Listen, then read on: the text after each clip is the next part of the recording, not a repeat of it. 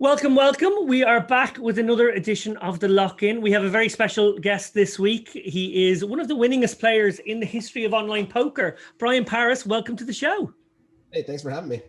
It's great to have you on, Bryan. We're delighted to have you for this sort of pre-election special. We will come to some of that a little bit later on, but we thought you were exactly the man for this.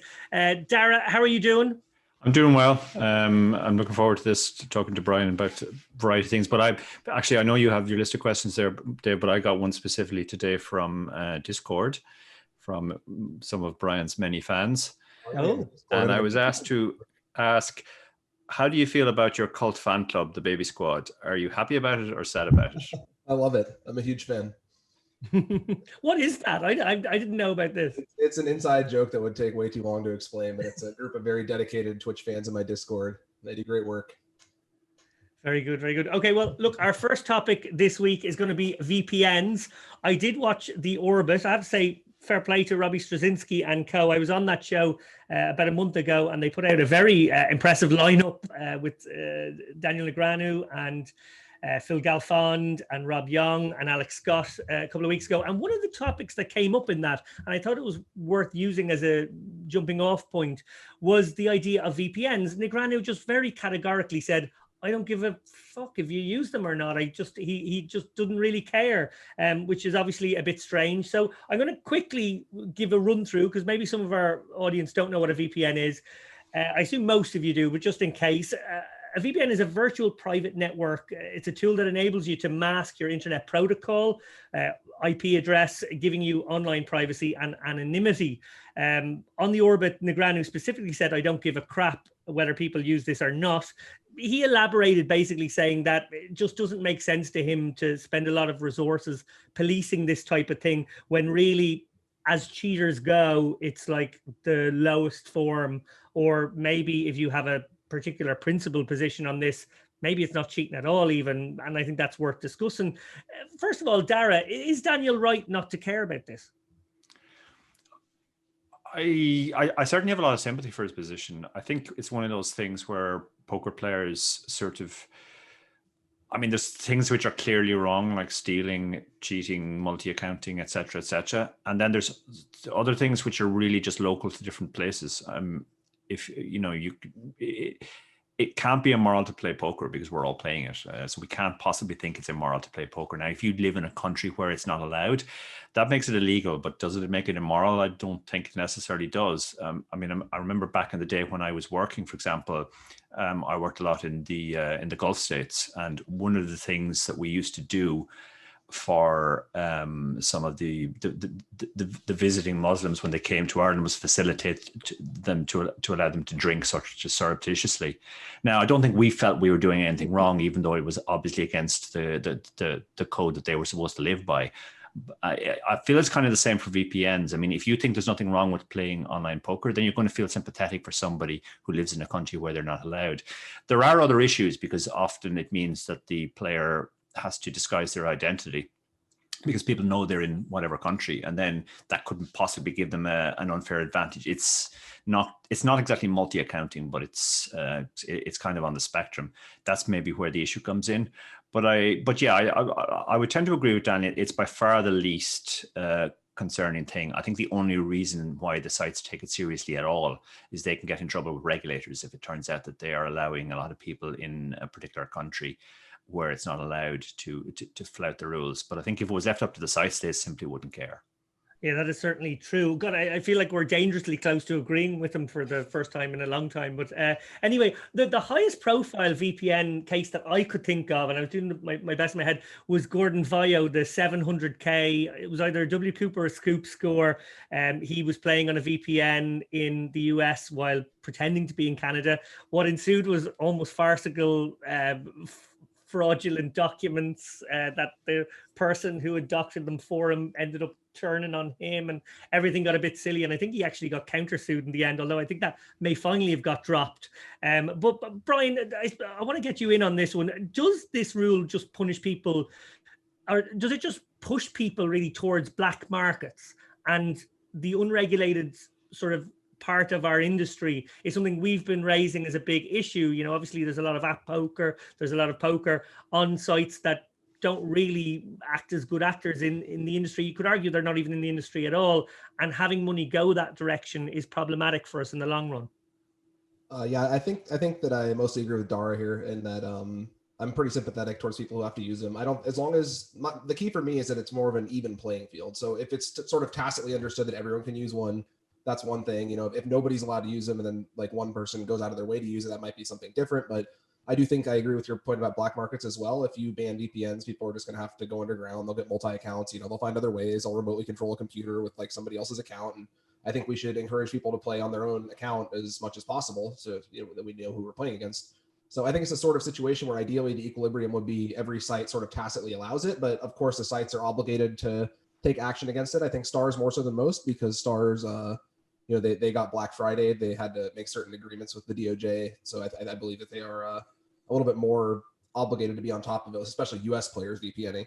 But, GG doesn't really have to care, and other sites don't necessarily have to care. So I think it would be ideal if we sort of had a tacit agreement that everyone could use them. But the key is just making sure that we all have an understanding of what's going on and that there's sort of like a level playing field, I think.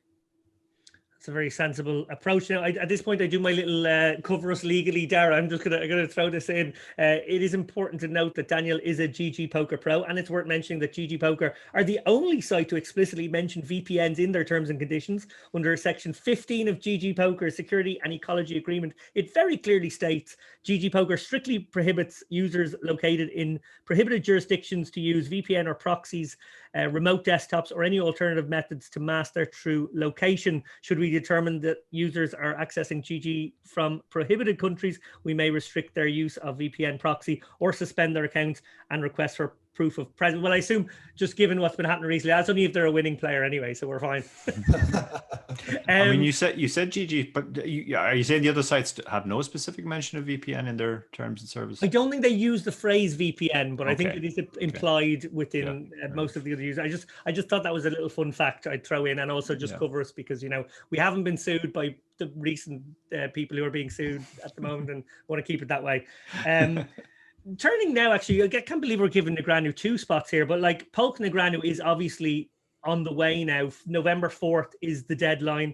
They're going to play 200 hands on Poker Go, cards up, and so we'll get to see what is, I guess, the very, very beginning of their long conquest. But I guess they're doing it live for the fans. I know Doug insisted that it be available free, so that will be watchable on Poker Go.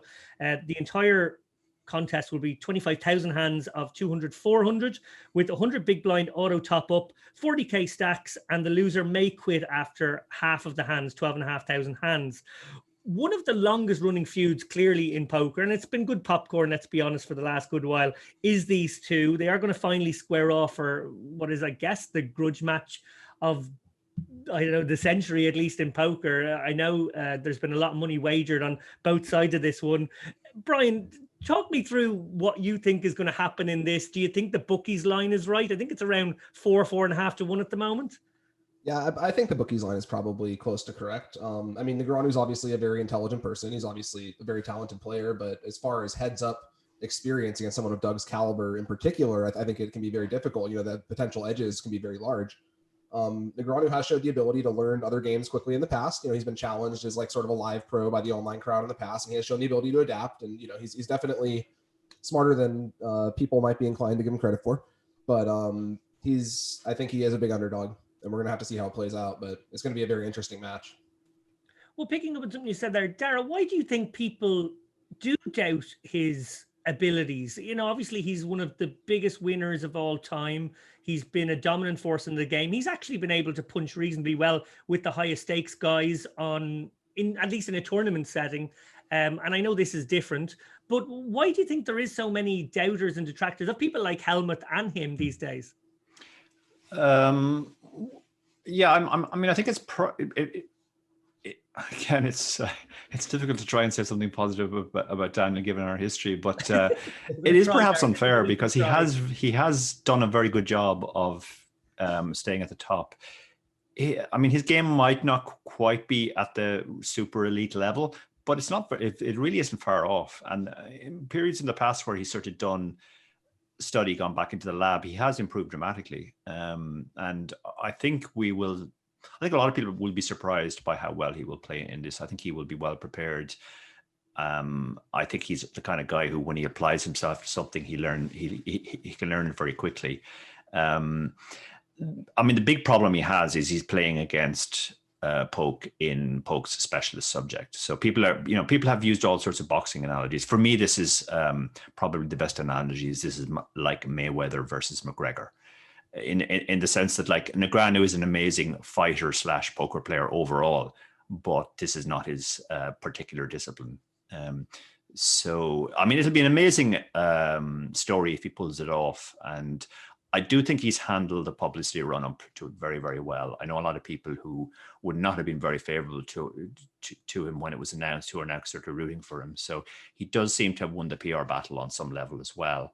I saw a poll on Facebook actually posted by somebody who wouldn't have been a big fan of him, asking, who are you for? Oh, yeah, who are you rooting for? Daniel Negreanu or neither? Those were the only two options. So I think Doug has done a really bad job on the PR, or maybe a really good job. Maybe he deliberately wanted to cast himself as the villain. And if so, then mission accomplished. Well, that's what I think has happened. I think he wanted to be the heel in this, and he sort of started firing shots at half the pros, not even heads up pros in the game, and it was very entertaining because he took some funny shots. And again, from a popcorn perspective, I guess it is like a UFC or a McGregor build-up that we're watching, which I suppose is all good. If it gets more eyes on poker, well, that's a good thing overall, and actually fair play to both of them as ambassadors if they do manage to channel a lot of interest. One of the interesting things, this is hot off the presses as of today, early hours of this morning, so I guess it was last night for the lads given their time zone. They have now agreed that they will allow charts. They talked about this for like a week. Negreanu dragged Polk on this topic, and I was just giving in. Brian, what did you make of that? What that says to me is that Negreanu started trying to study without him and then realized that he'd probably need the charts more than Doug. Well, that's what lots of people said. They thought actually the charts would help him more because Doug would have the stuff out much better. Sure. Yeah, absolutely, 100%. Yeah, I mean, if I was taking on a player who was much better than me, I would want all the charts in the world allowed, and any possible thing else which levels out the playing field. Yeah, I know Doug was getting a bit sore about the fact that the charts were being threatened not to be allowed, because I know he put in a lot of particular study. One would imagine he had different ranges he was working on depending on the kind of Negreanu who showed up, and how exploitable he thought he could be, exploitative he thought he could be, and how GTO, I guess, or getting close to that he felt he needed to be. Probably not at all. I think this could be a street fight. But what's interesting to me about this matchup is that it also kind of comes on the heels of the Poker Go show, the duel, which we've seen Esfandiari and Helmut playing heads up, which was actually pretty entertaining TV. I watched 2 of the 3 matches.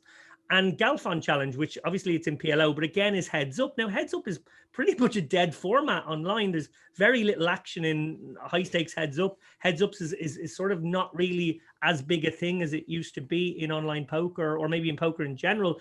Do you think there may be a resurgence in this game type because we're seeing these kind of manu-y-manu type matches, Dara? It's hard to say, really.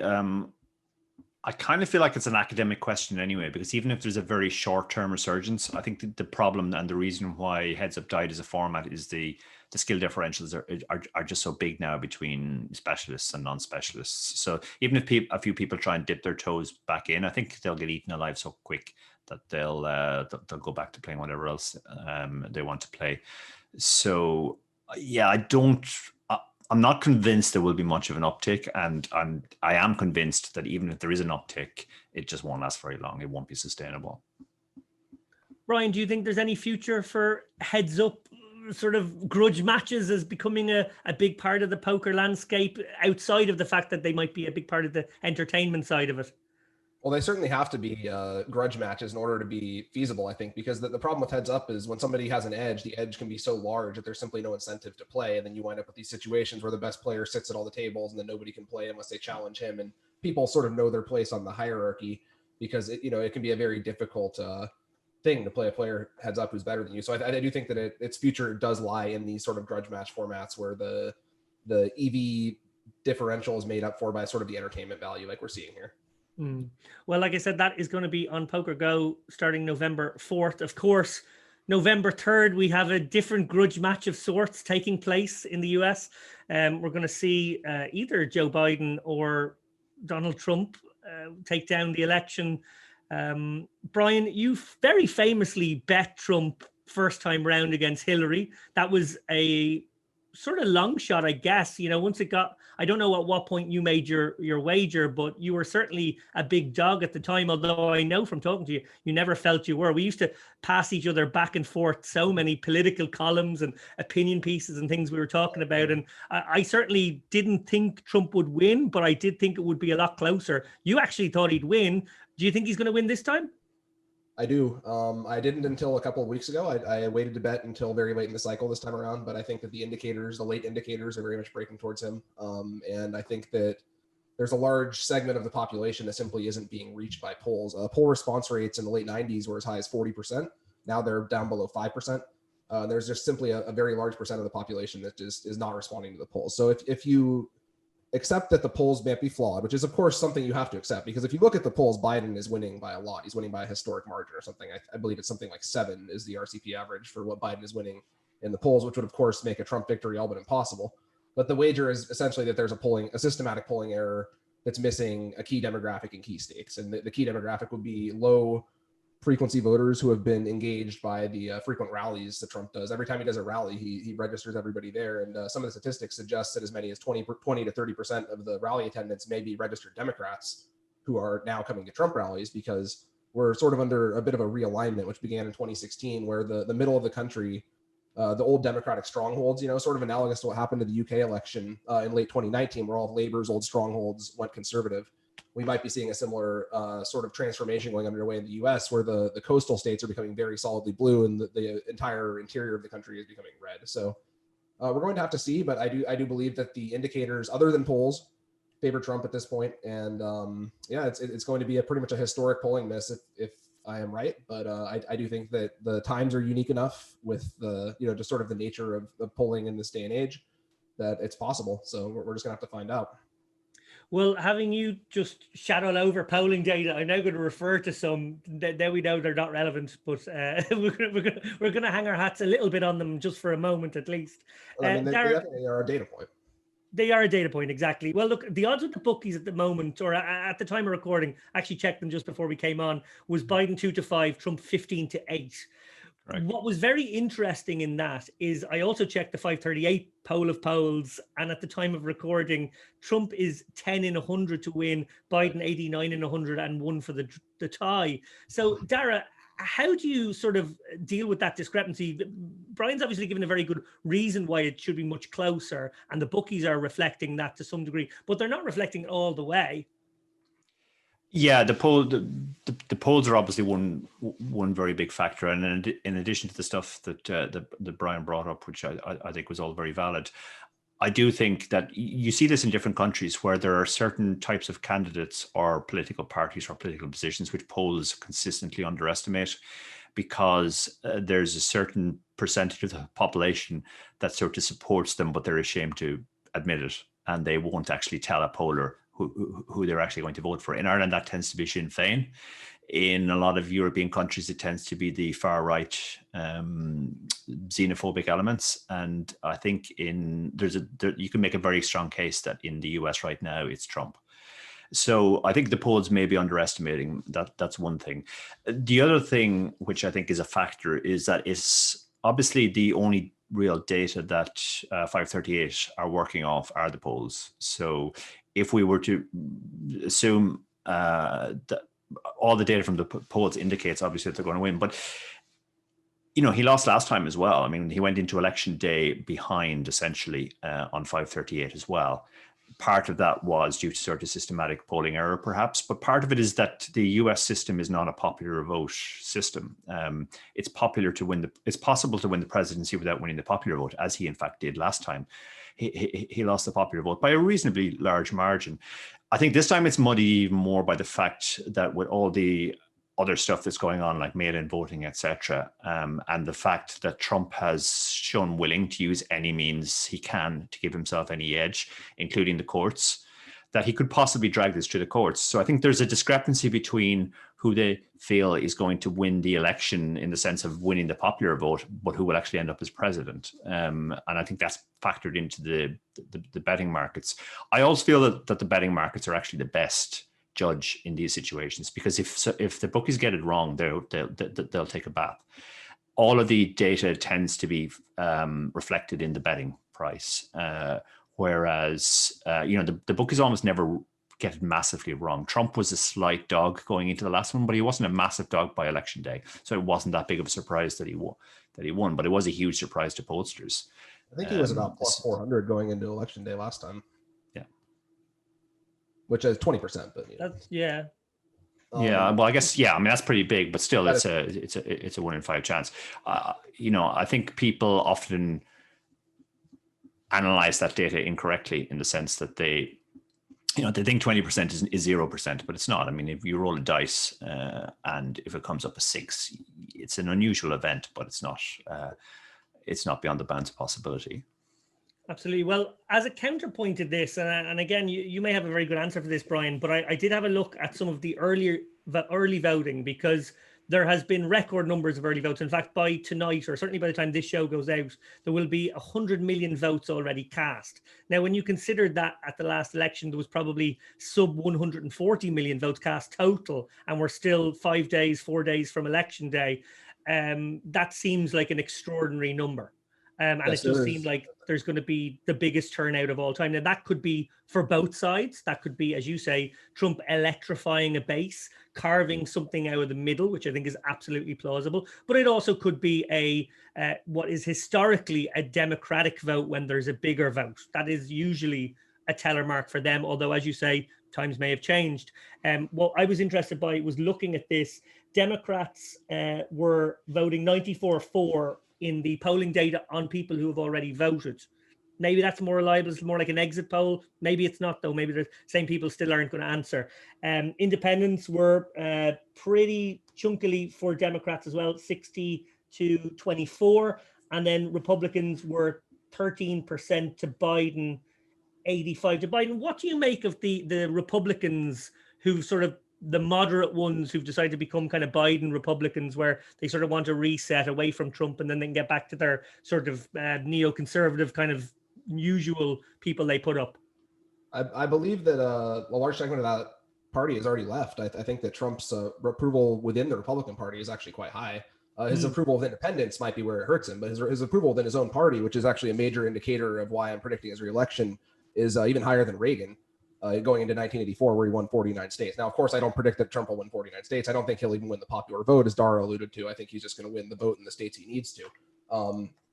But I do believe that the approval rating within his own party is very high. So I think a poll showing that sort of result is sort of inherently suspect. One of the theories that I'm not sure is true, but is that they're going to oversample the suburban Republicans, the type of people who are more likely to be like John McCain, Jeff Flake, like the neocon set they don't like Trump because of his style, so they're more likely to be moving to Biden, but they're undersampling the rural Republicans and the rural Democrats. So if you get a poll, you might get the right percentage of Republicans and Democrats, but if they're all suburban, they're going to be more likely to lean Biden. But if you got the same percentage of people who are all rural, they'd be more likely to lean Trump, including the Democrats. So I think that's part of the realignment that you're alluding to. There is definitely a set of suburban Republicans moving to Biden, but I would argue that they've largely left the Republican Party already in the past 4 years.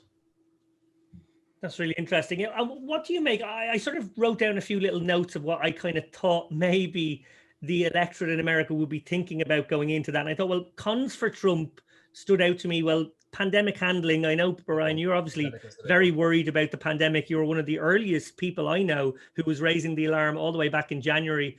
And, his handling of it has been a sort of let's just push for herd, but not say that we're doing that. Right. Send a lot of mixed messages and try to have limited lockdown or no lockdowns at all, I suppose, is what he really wants now. To a lot of people, that's a mismanagement. And I think that's a fair comment. I think a lot of people see some genuine danger now from that. We actually know what Trump will do this time around. I think a lot of people thought, well, who knows what he's doing? He's an unknown quantity. And now we actually do know that he follows through on a lot of what he promised the last time around. Immigration, tax breaks for the rich, environmental stuff, healthcare, education. A lot of the reasons people are upset is because he actually did what he said he would do. Now that may make an equal number of people happy, but it's going to, maybe concretize the opposition to him as well. There have been any number of scandals. You could just pluck them off the top of your head, emolument scandals or whatnot. But non-stop, yeah. Yeah, and I think maybe the non-stop aspect to it has almost helped him. Dara, I wanted to get you in on this. Like, when you hear about a scandal every 3 days, they kind of just numb you, don't they? Yeah, absolutely. But I think we saw this in the last election as well, where for whatever reason, the scandals that they threw out on Hillary seem to stick more. Trump seems to almost have this magical power that people just go, well, that's just Trump being Trump. And he can get away with almost anything. I mean, I think he famously said he could shoot somebody in the middle of Fifth Avenue and his popularity wouldn't go down. His voters do seem more baked in, and his base is more solid, let's say. What I would say is, though, that I think, I mean, it's too early to say this, but it's possible there's another realignment happening, which we don't realize yet. And that's, we tend to divide politics left and right, and that's obviously the easy divide. But I think there's another divide of sort of moderates on both sides versus extremists on both sides. And I know quite a few Americans who historically would be moderate Republicans who say they can't vote for Trump this time. And that seems to be, when you look at people like the Lincoln Project and all those people that have left the Republican Party, that seems to be adrift. So Trump has to replace those numbers somehow. Now, they may come from the extremes. It's often the case that it's easier to get somebody across from one extreme to the other. I have another friend who's actually the most left-wing American that I know. Historically, he has tended not to vote for moderate Democrats because he thinks that when the Democrats run a moderate candidate, they need to be punished because otherwise they'll always run a moderate candidate. He voted for Dole, for example, against Clinton, and he said it was very easy because Dole was a moderate Republican. Therefore, he didn't have any difficulty voting for him. It's a bit different with Trump because Trump is so extreme. That I think it's difficult. I certainly can't imagine that friend flipping all the way over, but he might decide not to vote, and that's another thing as well. So, yeah, I think if it does turn out that this time the polls have kind of got it right and the bookies have set the line correctly and Biden does get across the line, I think it would be because the Democrats this time have managed to successfully appeal more to moderates on both sides. Yeah, it's definitely only an anti-Trump vote. There's not really a pro-Biden vote. That's very fair. Yeah, I would challenge you. I don't believe that Trump's positions are actually that extreme. I've been watching old debates, and Bill Clinton's positions in the 1996 debate, running as a Democratic candidate, were all indisputably to the right of Trump's positions right now. Trump's positions are largely resemble a moderate Democrat from the 90s on a lot of things. And I think that's part of why he's able to appeal to that segment of their base, the working class, the people in the middle of the country who are trying to make paycheck to paycheck, and they see the Democrat Party now as becoming sort of this suburbanized party where they care about these increasingly niche issues. They talk about things like Russian collusion. If they just talked about healthcare all the time, if they just talked about jobs, if they talked about all the bread and butter things that they used to talk about 20 years ago, they would crush. They would take Trump's space away in a heartbeat. But I feel like they are blinded into making a lot of missteps because of their sheer hatred of him and their inability to sort of understand his appeal. They sort of twist it into this thing that it's really just a lot of his appeal is very just much in the middle of the country. He's just like, I want to make things, the way that they were 20 years ago before all of your jobs were sold out and before the industrial base of the country was hollowed out. And now he's not capable of delivering on that promise, of course, but there's a reason that the message resonates, and it's not necessarily an extreme message. Do you think he will put together the exact same coalition? Do you think, obviously he's had to tweak it a little bit. He seems to have gone down with some suburban women, seems to maybe picking up a little bit more black male vote. I don't know. How is that kind of coming out? I predict he will do worse with whites and better with minorities than last time. And in terms of the Electoral College, do you think he will win with the same map roughly? Do you think he'll take the Rust Belt? Maybe slightly less, but I think around the same.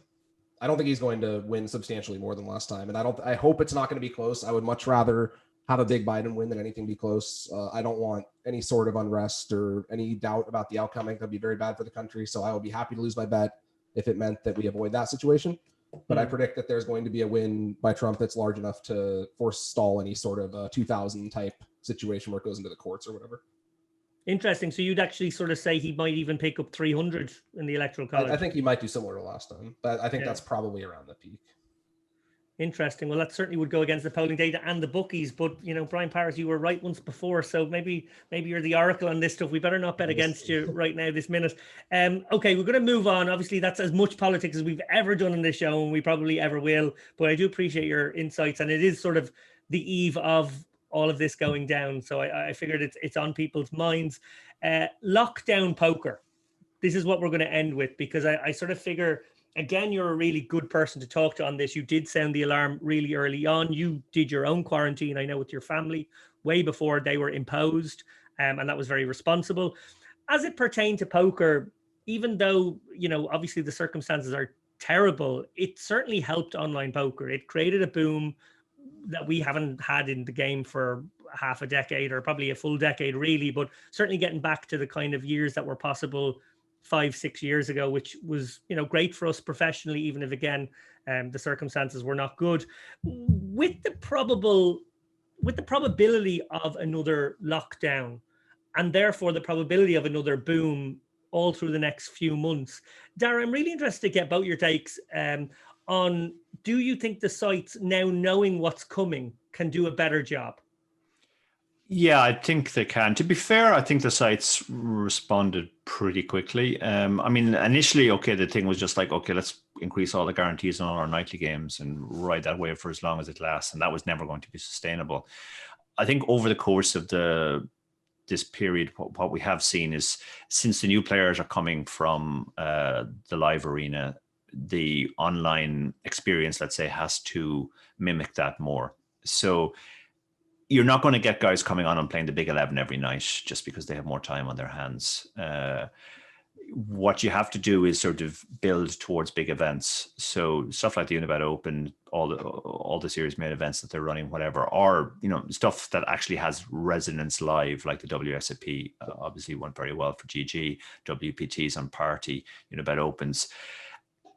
And these then become special events, because I think that is kind of the live player mindset. They don't necessarily want to play every night or even 5 nights a week, but they will play a couple of satellites to a big event which comes up once every month or two, and then they'll have the experience of the big event, and that's sort of their fix for a while.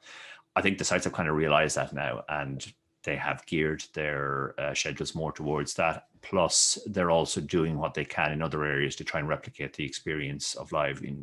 Whether it's have the commentary on Twitch, live on Twitch, or some sites, identifying who the players actually are, so you know who you're playing against. I think that's a big thing for live players. They like to know who they're playing against. They don't want to look at a string of numbers in a username and have no idea who that person is. So I think those are the things which the poker sites have to take on board. But for the most part, I think they are taking it on board, and I am pretty confident that they will handle this forthcoming boom a bit better than the last one. Well, Brian, to ask you sort of the same question in a slightly different way, I suppose one of my concerns was that we weren't minding the ecosystem in its entirety. We were sort of allowing players to maybe go through their roles a bit too quickly if they were people who just came back to the game.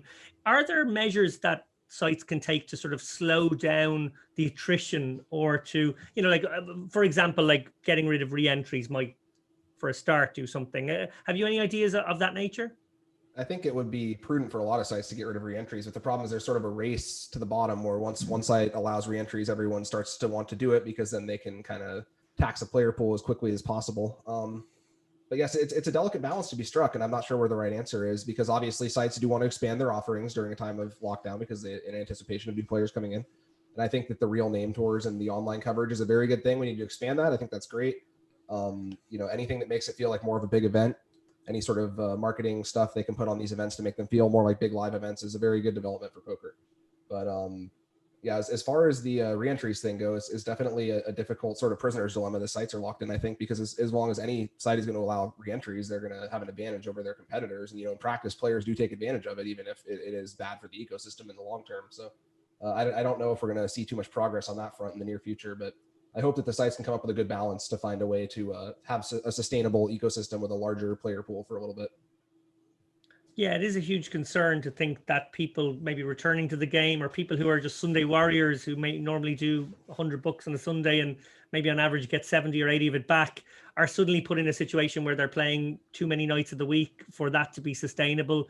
They run through their budgets, and then it becomes quite distasteful. Maybe after doing a grand, they go, I'm done with poker now, actually fed up. And they were somebody who might have been in the game for, decades. So yeah, I'm worried about that. And I know on Unibet, one of the big things we did was these rake-free home games. And I'm expecting them to be kind of, there to be a surge on them again. They kind of got quieter during the summer, as you would expect. People were outside again. And I think as the next few weeks roll past and lockdowns become more prevalent, obviously Dara's in one already and I'm not in Malta, we're going to see people looking for more poker to pass the time. And yeah, I hope that maybe measures like that will be good ways of doing customer acquisition, so that from the site's point of view, they still feel like they're doing something that's good for their shareholders or good for their bottom line in the long run, but is also maybe much healthier. Yeah, definitely. That'd be ideal. Getting these people in who are, you want people to be during lockdown and they'll play online poker in a sustainable way so that they, get a taste for it, and then they keep coming back once conditions return to normal. That's the ideal situation. And hopefully we can reach that as much as possible. Yeah, I think one thing which sort of speaks to making it more like the live experience is the resurgence online of satellites, which we've seen this year. A lot of recreational players, they don't really want to play the Big 11 and Big 22 every night until their money is gone. It's not necessarily a great experience for them. Maybe they get very lucky and they blink along the way, but even then, it's really not that big a deal to them. Whereas, they're happier to put a certain amount of money on and play satellites for some big event that's coming up, be that a Unibet Open, a WPT, WSOP, whatever. And if they get in, great. They might cash and then they're definitely in profit. And if they don't, well, they've had the experience, which is kind of the way they approach live as well. They'll play satellites to live events, and then they'll play the live event itself. If they get in, then they'll maybe take a period off, and then they'll start thinking about the next one they want to play. So I think the sites have kind of recognized that, and we have seen a resurgence of satellites this year, which is obviously a good thing. The other thing I would say in terms of sort of long-term ecosystem sustainability, if you are going to sort of try and get people who play every night or 5 nights a week or whatever for their deposits to last longer, one of the biggest pluses for the online ecosystem as a whole in the last few years has been sort of the rise of PKOs, because typically recreational players their deposits do last longer if they play PKOs, because every time they knock somebody out, they get some immediate money back. Now, a lot of the players who have come in the last few months are guys who haven't played online to any large degree in years. So they sort of stopped playing online before PKOs really became a big thing. And they're often quite reluctant to even try this new format because it just seems a new weird format for them.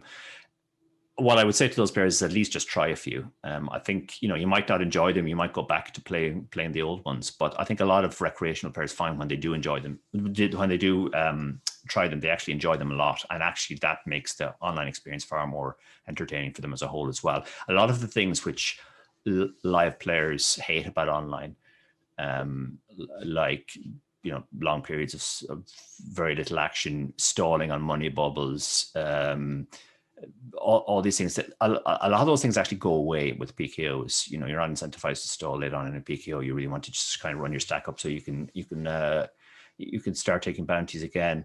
And there's more action at every stage of the tournament, which I think appeals to recreationals. That's amazing, Dara. Satellites and PKOs, you say, in that one segment. That was simple. Yeah, the PKO one was a difficult stretch. Satellites were easy, but I had to think how am I going to wedge PKOs. But yeah, I mean, it's worth noting that Barry Carter has written 2 really excellent books on these subjects. Satellites. Are they over your left shoulder there, Dara? No, they are. Yeah. They're books. Barry Carter and some other guy wrote those books. So if you're fresh to the scene, if you haven't played satellites in years and you want to refresh your course on the thing, you can buy Barry's book. And if you want to try PKOs, definitely buy Barry's book. Absolutely shameless. Brian, have you anything to plug? It seems only fair. Yeah, just check out my Twitch stream, twitch.tv/vparispoker. Also my YouTube channel. We're going to have some new YouTube videos coming out of the heater from this year, making some videos about the recent scores now. So, and then also my Twitter account. Those are the 3 big places that I am active. So just check me out on those 3. And yeah, hopefully I'll see you on my next Twitch stream. Yeah, you certainly will, Brian. I do tune into your Twitch streams often, and I do appreciate the fact that you do like to turn them on when it's already getting interesting, maybe 2 tables out, rather than having to grind you through the also whole want it to thing. be good, right? That's a good system. Guys, thank you so much. Obviously, it's going to be an exciting few days. We're going to find out who's right and who's wrong, and who's guessed right and who's made a few quid, and maybe who's lost a few quid. But look, I really appreciate having both of you on and getting your opinions on all of these topics, from poker to the US election. Good night, guys. Thank you so much. Thank you very much. Have a good one. Thanks, Brian.